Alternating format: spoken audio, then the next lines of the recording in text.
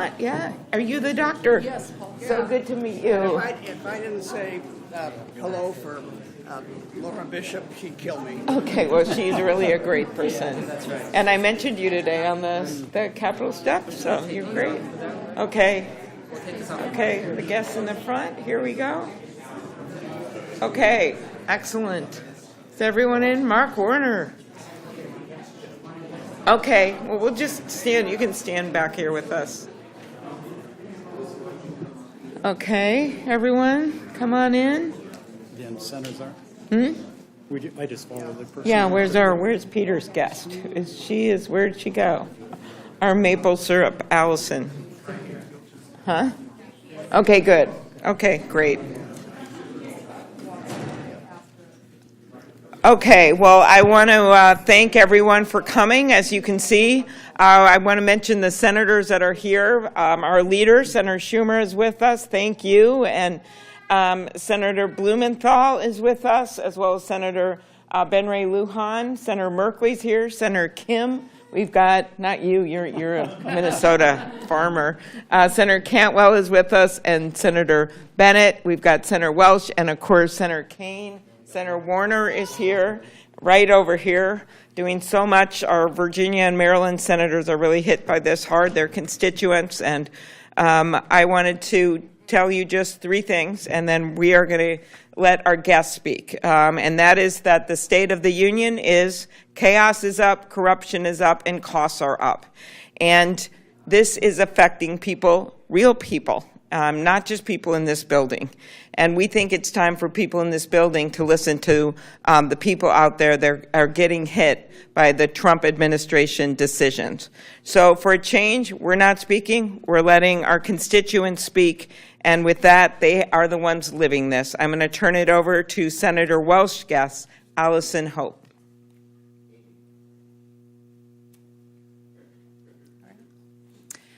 Thank you for having me. I'm Allison Hope with the Vermont Maple Sugar Makers Association. Vermont makes about 51% of the U.S. production of pure maple syrup, and we have Canadian partners across the border. The Quebec Federation and Canada makes about 77% of the U.S.'s maple syrup, and the United States makes about 23%. In the past 20 years, Vermont's production rates have grown 500%. And a 25% Canadian tariff on maple equipment, most of which comes across the border because that's where most maple syrup is made, on the Canadian imports that come into Vermont will have a staggering effect on Vermont's producers, who not only are agricultural farmers, but they are foresters, and so they keep a large swath of Vermont forested.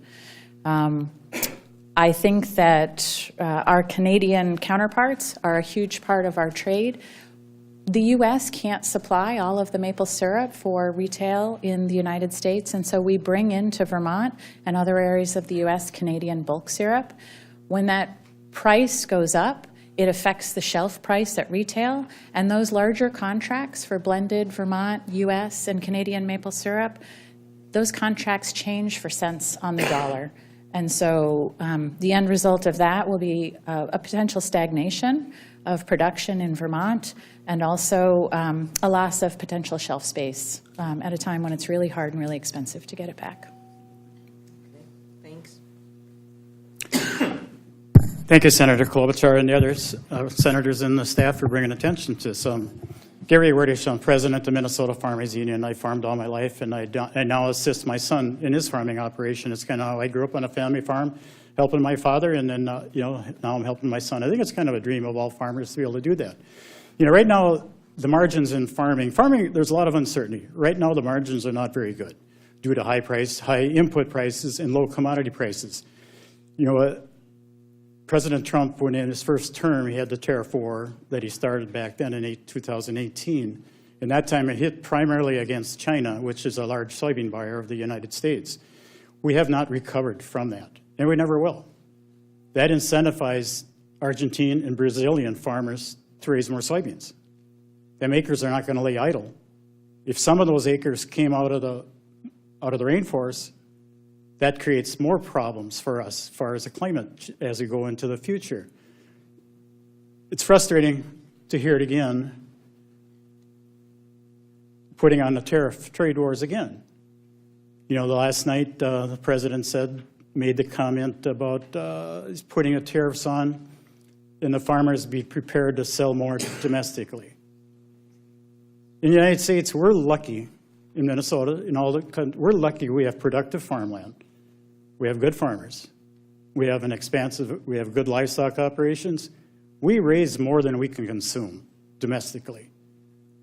The president says we're going to sell more domestically. Who are we going to sell it to? The buyers are not there. That's, you know, we're facing so much uncertainty now. The farmers have to deal with weather. You always, you know, weather, that's always a big uncertainty. We don't need the uncertainty from our United States government throwing this on another thing on our plate. It's also destroying our relationship on trading partners around the globe. It's not only, this time it's Canada, Mexico, and China. He's talking about the EU and retaliatory tariffs. The other countries are already going to put them on. We knew that. Where does this stop? If we go tit for tat, how much more damage is going to be done? You know, President, he followed his tweet the other night with farmers have fun. This is a farmer's livelihood. This is not a game. Thanks, Gary. Alyssa. Senator Schumer's guest. Hi, my name is Alyssa. Give me a second to pull this up on my phone real quick. I joined the Army in April of 2001 when I was 17, between my junior and senior year of high school. Shortly after returning from basic training and entering my senior year, September 11th happened. Boy, was I filled with such pride to serve this country. I was immediately mobilized after graduation and deployed to Afghanistan in January of 2003. I returned in June of 2004. I became a government contractor with Halliburton, and I continued my service in Afghanistan until 2008, working in aviation operations. That's when I decided to return home to New York to start a family and get a college degree. I graduated magna cum laude from Niagara University, and I began working in schools in 2013. In 2017, I became very ill. I was too sick to work. In late 2018, I was diagnosed with a very rare adrenal cancer, probably caused by burn pits and toxic exposure. Finding out I was permanently and totally disabled was very depressing for me. I have always worked since I was 14. I always knew that I wanted to go back to work. I took several years to treat my cancer and regain some of my health.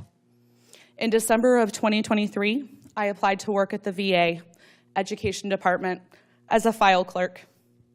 In January of this year, my production was 200%, and my quality evaluations were 100%. I worked until this last Tuesday, when my boss and myself were not even notified about my layoff.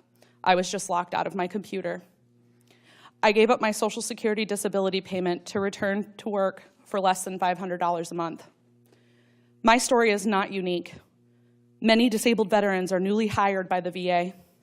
I'm here to ask people to support disabled veterans working in the federal government.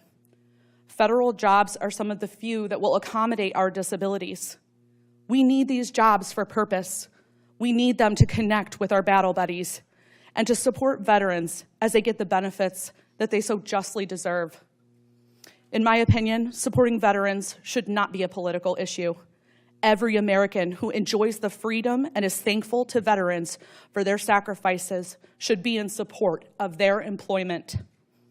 I am asking for the dignity of employment and accommodations for the disabilities caused by our service. Thank you. Great job. Now we have Emma and Mrs. Larson. Emma, want to come over? Mr. Larson? Just, you can stand with Mom. Good evening, everybody. I'm here just to put a face and a story behind NIH funding and how it's helped Emma tremendously. At a year and a half, she was diagnosed with spinal muscular atrophy. It's the #1 genetic cause of death in infants. At the time of her diagnosis, there was no treatment, no cure, there was nothing.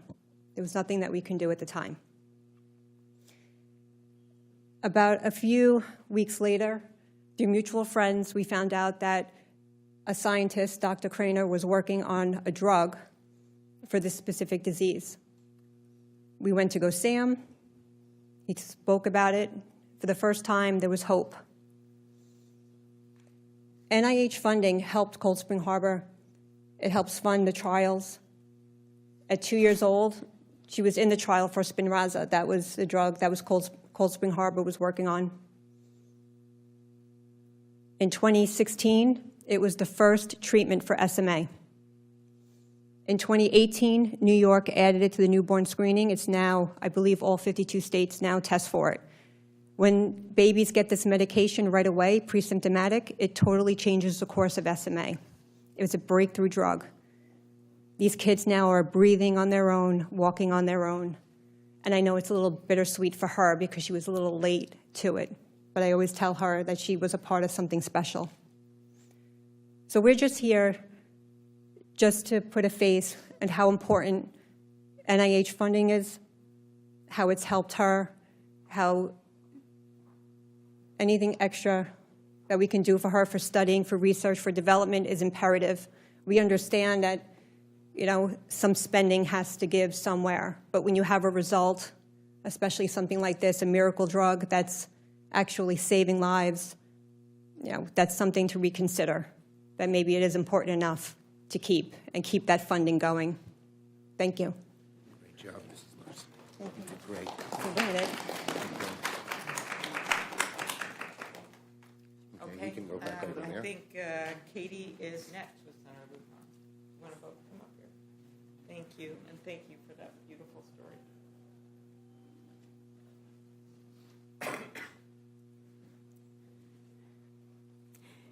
Hello, my name is Katie Anderson. I work with Roadrunner Food Bank in Albuquerque, New Mexico, and have the incredible pleasure of getting to serve the state of New Mexico in many ways. We have a number of concerns about what has been happening. Federal funding freeze in particular caused a lot of chaos for partners. We work with over 500 partners across the state that get food into the hands of people everywhere in every corner of our state. And there was much confusion about that, a lot of concerns from some of those programs that they were not going to be able to continue to function and serve their community. We also had a lot of people calling in concerns with, were they going to continue to receive SNAP benefits? What did that look like? And the reality is that the budget reconciliations that are on the table right now are going to have a massive and horrific effect on New Mexicans as well as Americans. The whole entire country will feel that. Up to 400,000 New Mexicans could be impacted by the changes in SNAP benefits. Right now, people get roughly $6 a day in SNAP benefits, and that's the upper limit. If we're talking about rolling that back, what does that mean? What does that mean for the hundreds of thousands of children and seniors in New Mexico and the millions across the country? So we are here to speak up on behalf of people who are hungry, not only in New Mexico, but across the entire United States.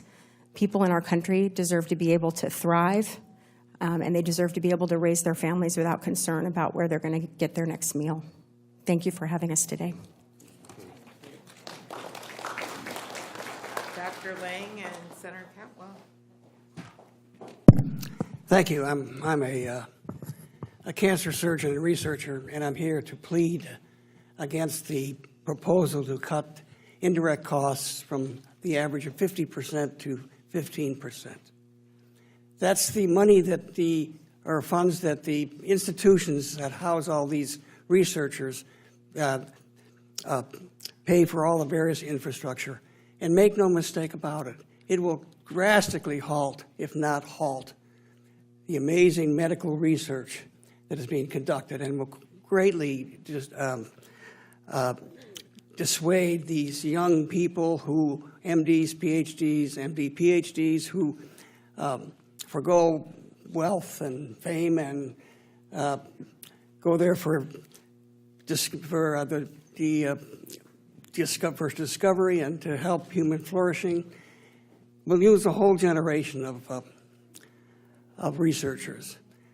And it would be unfortunate now because we're standing, because of the Human Genome Project and CRISPR and many other things, at the hallmark of a cornucopia of unbelievable amounts of things that will be coming in terms of medical advances.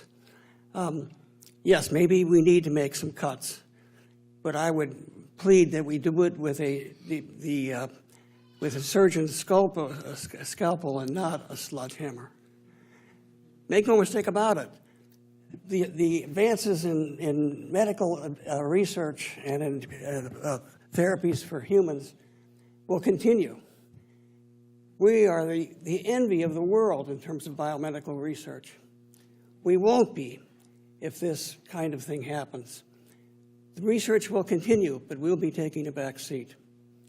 So I'm pleading that we think carefully about this tree of unbelievable research. Yes, prune the branches, but don't take a chainsaw and cut down the whole tree. It's very hard to grow back. Thank you. Okay, Ashley and Senator Warner.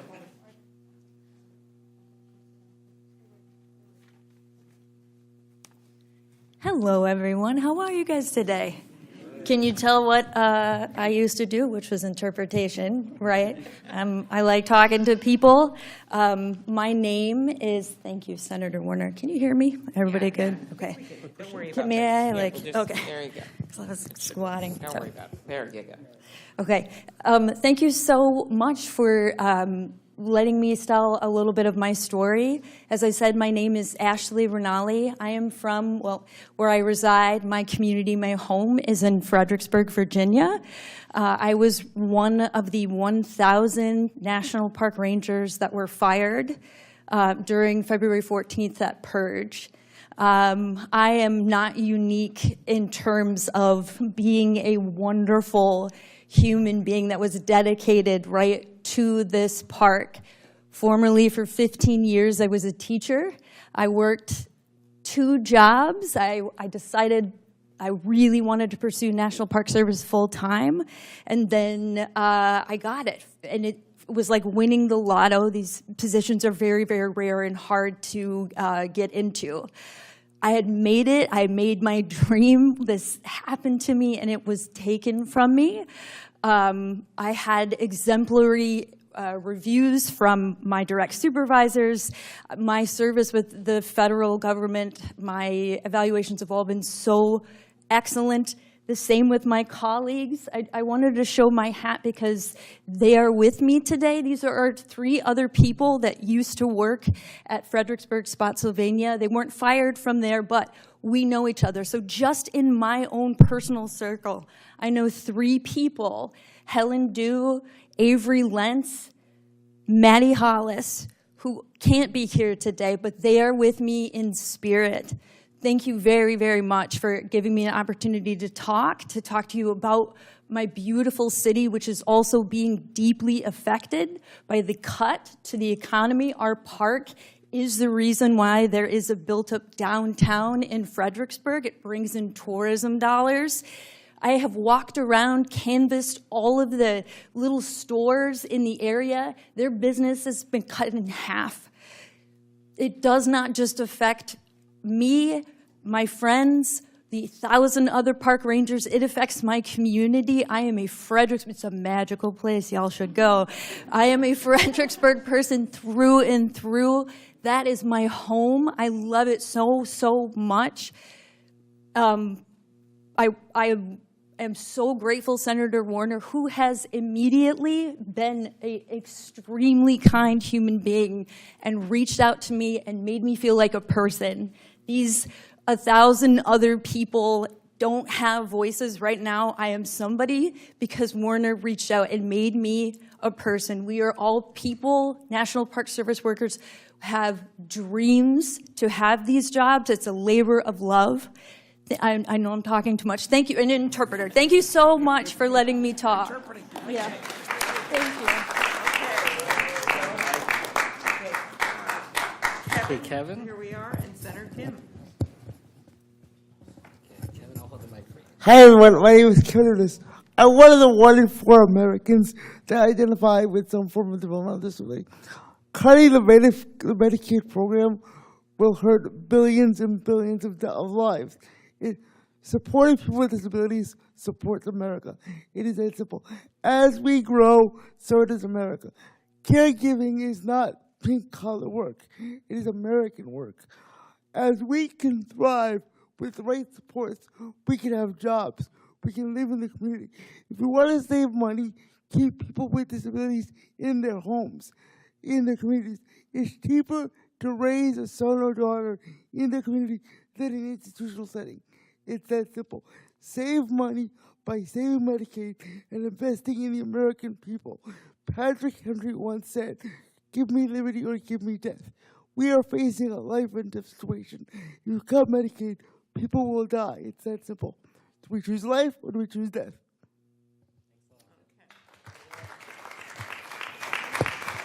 Great job, Kevin. Isabella and Senator Merkley. Good afternoon. My name is Isabella Isakson.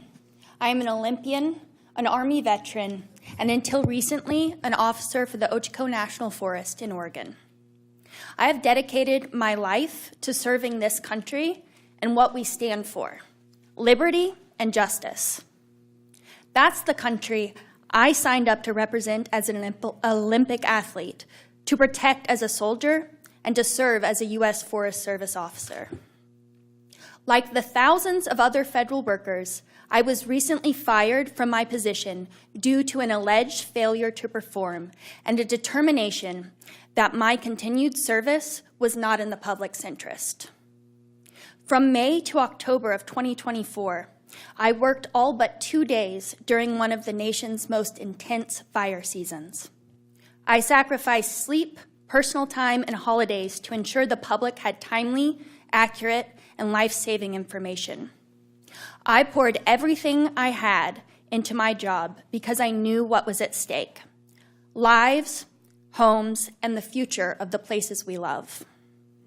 But my story is not unique. Nationwide, thousands of federal workers who were illegally fired make the same sacrifices to get the job done. We have given our all. I have given my all, time and time again, for my country. Where is the justice in what is happening to civil servants nationwide? Now is the time for all Americans across every state and political party to speak up for the kind of country we want to be, the country I signed up to protect and serve, where we work towards liberty and justice for all. Thank you all for listening. Thank you to Senator Merkley and all of you for giving me the opportunity to speak.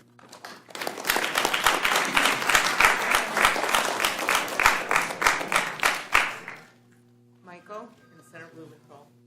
Thank you. Good afternoon. I'm Michael Missel, a proud native of the great state of Connecticut and the former Inspector General for the Department of Veterans Affairs. On Friday night, January 24th, I was one of 17 Inspectors General who was fired. Inspector Generals have played a critical role to improve the government. Inspector Generals fight fraud, waste, and abuse, make efficiencies and effectiveness in the government, hold leaders accountable, and promote transparency. At VA, while I was the IG since 2016, we issued over 2,500 reports, made 10,000 recommendations on how to improve, and had a monetary impact of $45 billion.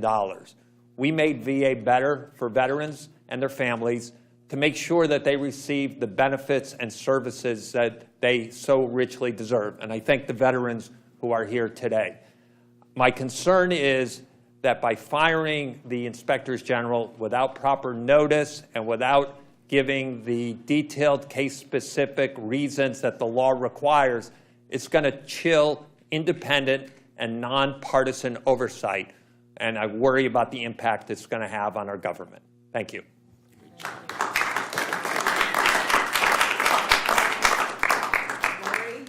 Lori here with Senator.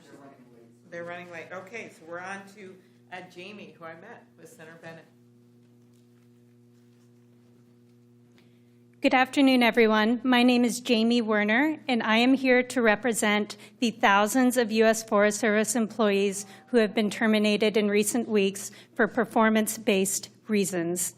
I'm also here to advocate for the importance of the continued stewardship and protection of America's treasured public lands.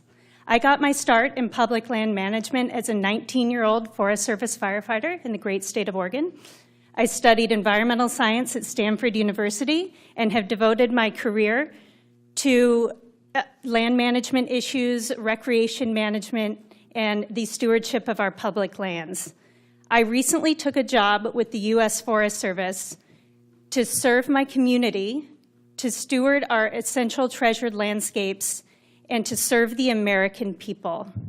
But a huge reason why I wanted to join the Federal Civil Service is to stand alongside the incredible employees of the United States Forest Service, particularly at the White River National Forest in Colorado, where I was very, very proud to serve.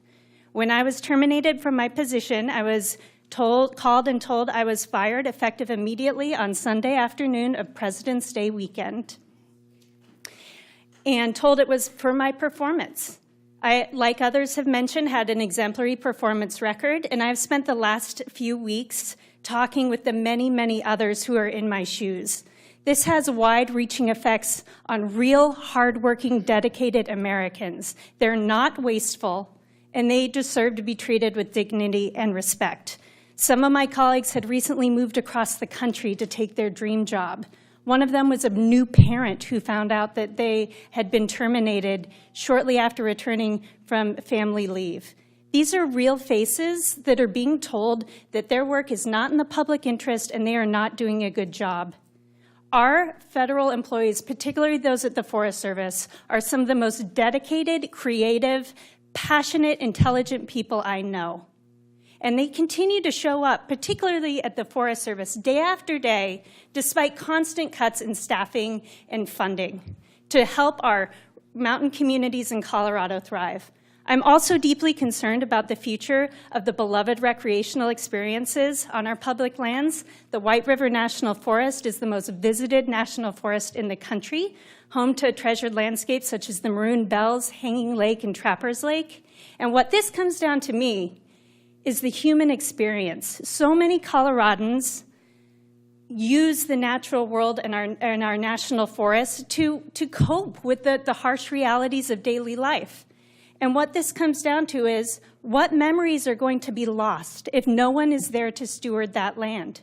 We are at a risk of losing a fundamental aspect of what makes America America, and those are our treasured public lands. So to all, not just the Forest Service employees, but to all the terminated civil servants out there, just know, I know a lot of you feel alone right now, and I think that's intentional. But your work is important, you are exemplary at doing it, and you deserve to be treated with dignity and respect. Thank you. Thank you. Thank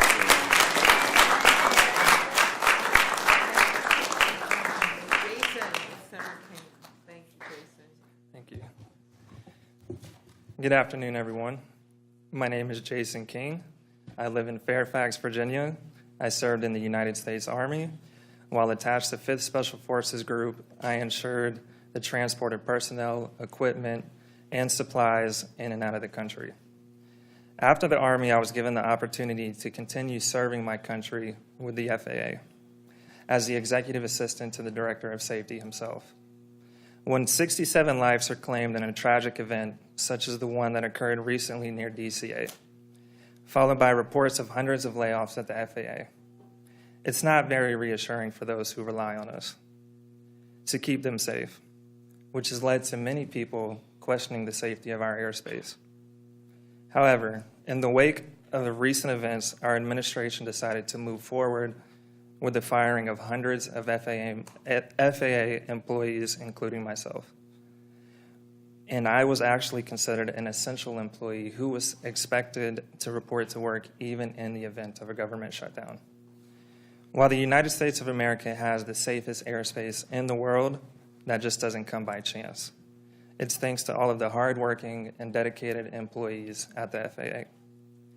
I would like to strongly encourage our administration to stop the cuts at the FAA to help rebuild the confidence back into the American people and to preserve an already struggling workforce. Cutting costs should never come at the expense of safety, especially when it comes to the system we all rely on. Thank you.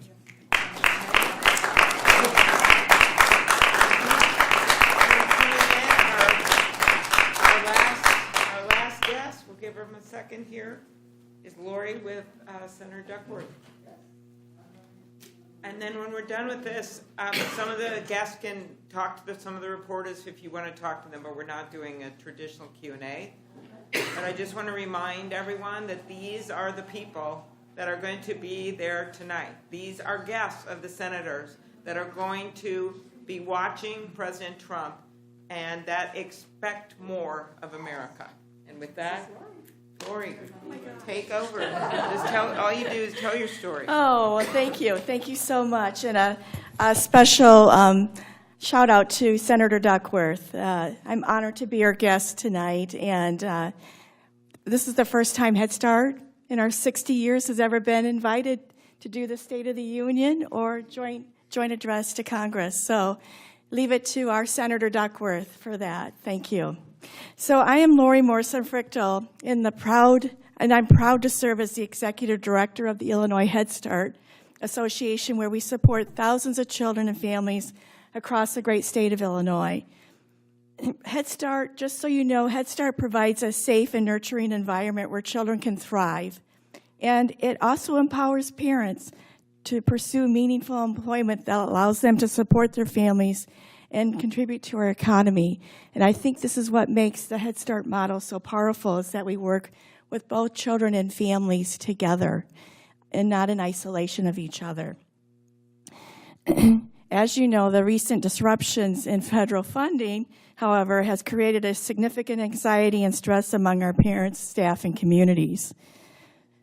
During the funding freeze, we were unable to pull down funds to pay our workforce, to pay our bills, and we've had to lay staff off, and even prospective staff have been unwilling to join our team, our workforce, because they're afraid of not being paid. So staff have been let go. Children have not been able to access our classrooms because we haven't been able to hire staff. And some providers have closed their doors for a day or two to recover until they could get their federal funding. So here in Illinois, Head Start is committed to navigating these challenges and ensuring that the bureaucratic hurdles do not undermine the trust that our families, staff, and children place in our programs every day of every year. The work we do is critical, and I remain committed to working with Senator Duckworth to champion the rights of our children and families that they deserve. Thank you for this opportunity. Thanks, everybody. Thanks to our incredible guests. Great job. Press conference. How about I show you, let's see, I'll show you around the Capitol.